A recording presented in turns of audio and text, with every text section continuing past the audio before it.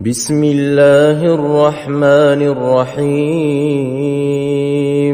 يسبح لله ما في السماوات وما في الأرض الملك القدوس العزيز الحكيم هو الذي بعث في الأميين رسولا منهم يتلو عليهم آياته ويزكيهم ويعلمهم الكتاب والحكمة وإن كانوا من قبل لفي ضلال مبين وآخرين منهم لما يلحقوا بهم وهو العزيز الحكيم ذلك فضل الله يؤتيه من يشاء والله ذو الفضل العظيم مثل الذين حملوا التوراة ثم لم يحملوها كمثل الحمار يحمل أسفارا بئس مثل القوم الذين كذبوا بآيات الله والله لا يهدي القوم الظالمين قل يا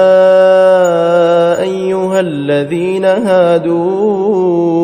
إن زعمتم أنكم أولياء لله من دون الناس فتمنوا الموت إن كنتم صادقين ولا يتمنونه أبدا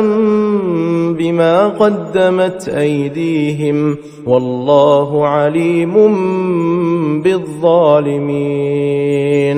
قل إن الموت الذي تفرون منه فإنه ملاقيكم ثم تردون إلى عالم الغيب والشهادة فينبئكم بما كنتم تعملون يا أيها الذين آمنوا إذا نودي للصلاة من يوم الجمعة